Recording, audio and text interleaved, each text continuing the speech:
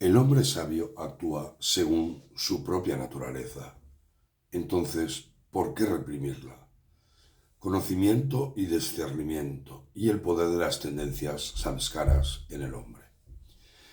Este es un comentario del verso 33 del capítulo 3, el Karma Yoga, el camino de la acción desinteresada del Bhagavad Gita, basado en los comentarios de Swami Vijayaprakasananda y Swami Vivekananda.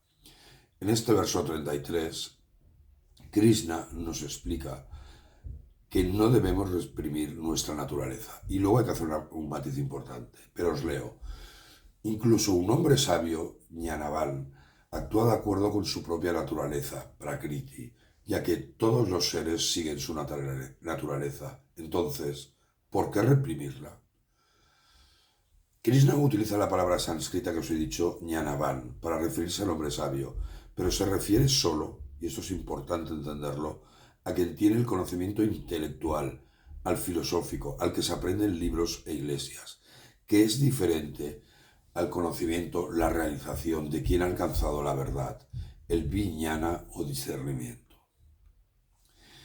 En las fases iniciales de la espiritualidad, el hombre necesita libros, filosofías, iglesias o shastras. Este conocimiento le permite avanzar y aprender técnicas para dominar y controlar los sentidos. Pero una vez realizado Atman, nuestra infinita alma, y la realidad absoluta, sea como sea que la llames, ya no los necesitará. Religión es realización y no conocimiento teórico. Por ello, este hombre sabio, a pesar de su vasto conocimiento espiritual teórico, sigue actuando conforme a su naturaleza, siguiendo los impulsos y patrones mentales formados a través de sus nacimientos, los samskaras. Si es eso así para un hombre sabio, ¿qué decir del ignorante?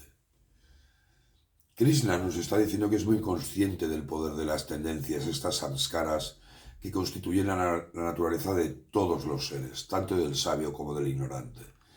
Y por ello no debemos dejar de practicar el autocontrol y la ecuanimidad. Precisamente en el siguiente verso, Krishna así nos lo explica, y os leo. En cada uno de los sentidos reside la atracción y la repulsión por los objetos de los sentidos. No caigas bajo su dominio, porque son tus enemigos. Todo buscador debe intentar comprender cómo actúa el hombre impulsado por la naturaleza y el tremendo tesón, el tremendo esfuerzo que necesitará para trascenderlo. Pero el hombre tiene que esforzarse en erradicar todas estas tendencias pasadas de su vida, ya sea por el bhakti, el karma o el jnana yoga. En los últimos versos del Gita, Krishna le dice a Arjuna, son los versos 59 y 60 del capítulo 18, si motivado por el orgullo piensas, no pelearé, tu decisión será en vano, tu propia naturaleza te obligará a luchar. Oh Arjuna, esa acción que por engaño no deseas hacer, te verás impulsado a realizarla por tu propia inclinación, nacida de tu propia naturaleza material. O en palabras de Swami Mukundananda, y decía, esta naturaleza debe subliminarse cambiando la meta del disfrute mundano a la realización de Dios y realizando nuestro deber prescrito sin apego ni aversión, con el espíritu de servicio a Dios. Y os quería leer también un comentario de Swami Vivekananda, mi admirado Swami Vivekananda, sobre este verso, y os leo. Incluso quien conoce el camino actúa impulsado por su propia naturaleza. Todo el mundo actúa según su naturaleza. Él no puede trascenderla. El átomo no puede desobedecer la ley, ya sea el átomo mental o el físico. Debe obedecer la ley. ¿Cuál es el interés de la restricción externa? La naturaleza siempre se saldrá con la suya. ¿Qué puede hacer ningún tipo de represión? Esa es una terrible afirmación en el Gita. Parece que pueda ser una lucha vana después de todo. Puedes tener 100.000 impulsos compitiendo al mismo tiempo. Puedes reprimirlos.